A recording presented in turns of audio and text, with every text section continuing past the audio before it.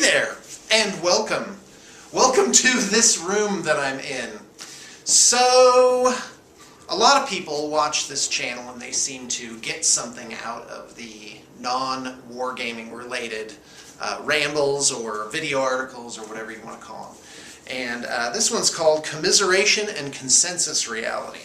So, first off, I want to say I don't mean for things to come across as a preachment.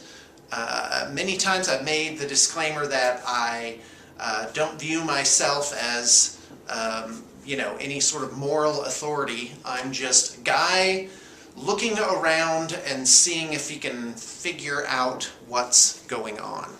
So, anyway, one of my favorite books is called The Holographic Universe. And this one talks about consensus reality. That you actually this entire state of existence is created by, I guess, a field of thought that where people agree that things are a certain way. Now, there's two ways to look at that theory. One is, I'm probably using totally the wrong terms here. Who cares? Let's just move ahead. That's intuition. One is a material sort of viewpoint, and that is if people perceive something a certain way, or a group of people have a certain perception, then they tend to act a certain way, and that actually materially affects the universe. That, if people believe there's monsters in the woods, then there's probably a fence around the village. Some walls might go up. Whether or not there's really monsters in the woods. That's a pretty crude example. Politics in the United States is a bit of a wag the dog situation, I think. And I think that's a really good example of consensus reality, that if you state something firmly enough and enough people believe it, then they start acting on it, and that just sort of crystallizes into how things are. There's a momentum behind it. The other way to look at it is a quantum level.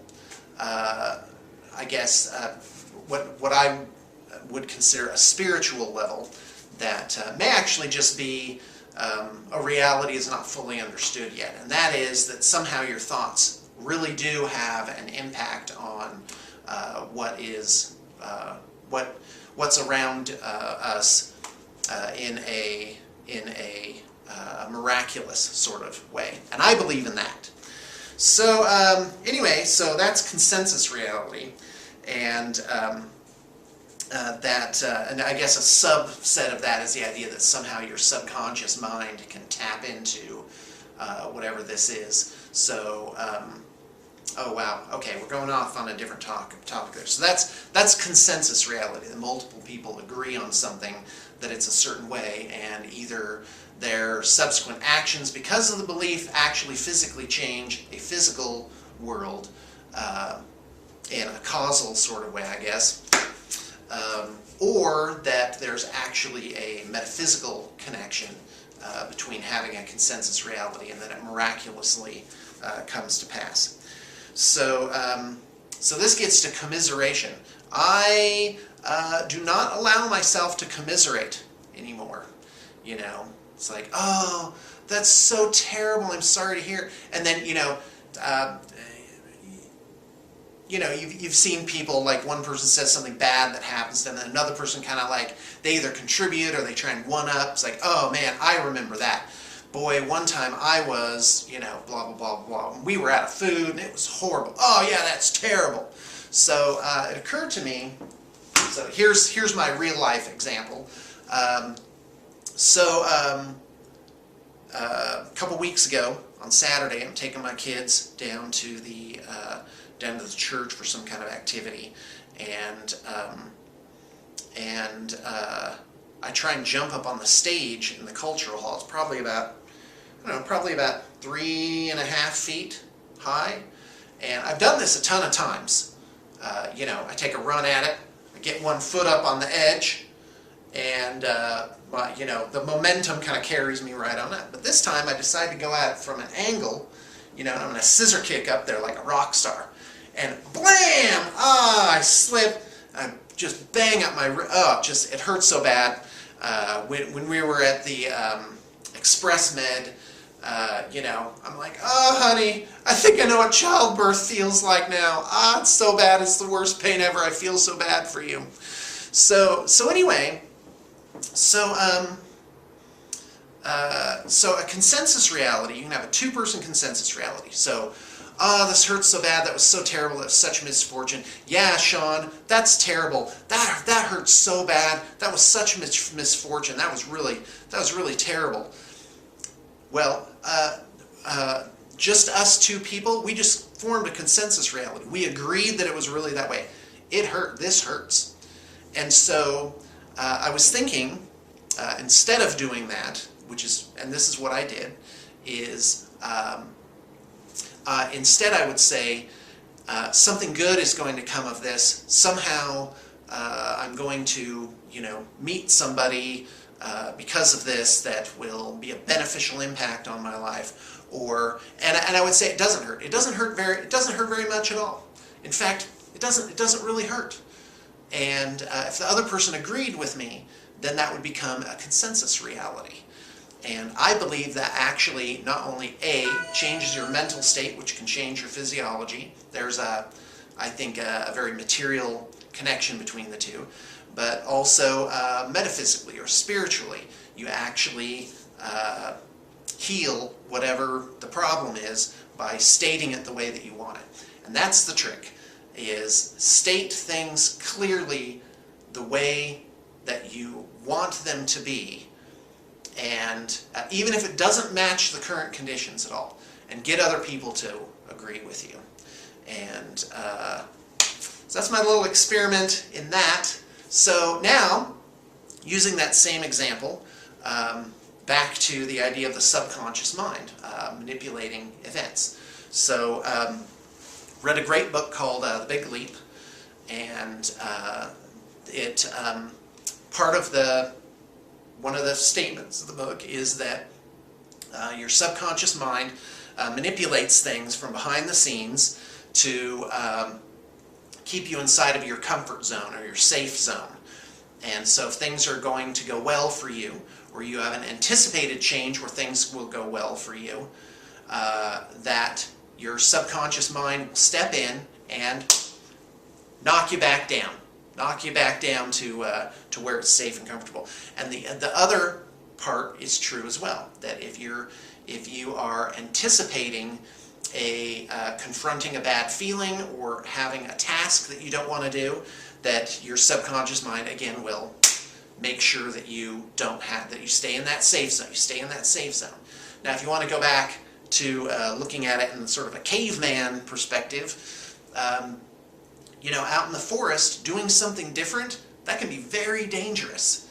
That you can, you know, if you're jumping around on rocks or whatever, you break your leg, well, there's no hospitals. So, I mean, that can spell the end of you. So I think there's part of us that wants to be safe, wants to be comfortable, and wants to get back to that safe area. Okay, so in this theory, okay, so there's another thing that I've come across that's related, so to understand this. Oh, hold on. All right, so this theory is that everything is your fault, or everything, how to explain this? Not that everything's your fault, that's sort of a negative way of putting it, but that you are responsible entirely, 100% for your own experience. And this goes pretty deep, and most people are not ready to even entertain this concept. But if it's true, then that means also all power to change your experience also resides within yourself. And like Jim Carrey in Liar Liar, it's like, what are you doing in there? I'm kicking my own ass! Or that song where the guy says, I'm my own worst enemy, like he wakes up on the lawn in his clothes, you know. And I believe that's true as well. That good or ill, I'm drawing into my own, I'm crafting my own experience. And I definitely know for 100% certain of myself that I can choose my own thoughts, my own feelings, and my own words. And that that is where that happiness comes up, that peace and that calm. And I found that things start to go a lot better. Things have gone better once I've just started getting control of my own mental state. And so I encourage people in that endeavor. Boy, that is really a big deal. So anyway, so in this way of thinking, so you look at the spraining my wrist incident, and so the better thing would be to ask, why did I do that to myself? Now, if you think about it, I was in complete control of that. So I started, so instead of blaming or commiserating or lamenting or regretting, I started just asking questions. Okay, what was I doing before this? Was I having a good experience and my subconscious wanted me to go down? Or am I trying to avoid something? Did spraining my wrist help me get out of something, basically? Or was there some good event that was going to happen that would be also unfamiliar and not necessarily safe? Is there some risky venture? So what's funny is because then I was like, what was I doing right before that? Oh yeah, I was out in the church parking lot in about a half an inch of freshly fallen snow, a completely abandoned thing, doing donuts in my new car and saying at the top of my lungs something to the effect of, I'm invincible, life is awesome, and just like doing donuts, right? So I go inside and I'm like, woohoo, and I jump up like a rock star, bam, ah! So, guess what? I have to retrain my subconscious to accept heightened levels of awesome. I call it spoon-feeding yourself awesome, or awesomeness. And that through images, through conscious controls, I can actually get my whole mind used to good things happening. Good things are coming. The bottom isn't going to fall out. I deserve good things. That's a real tough one. So because my subconscious, I was in control of that entire experience. So if you think about it, my subconscious mind, or me, if I were paying attention, I knew that I had compacted snow on the bottom of my feet, or my shoes. I knew that my shoes were worn out and would not have a lot of good traction. I knew that coming at it at that angle was dangerous. What else? Yeah. So a better question, and it's an interesting exercise. If something bad happens, say to yourself, why did I do that to myself? Or what can I learn from this? What was I trying to punish myself for?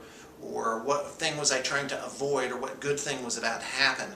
And I found that that becomes a lot more of an interesting question. And there it is. That is Commiseration and Consensus Reality. I thank you very much for being here, and I hope that you have got some food for thought.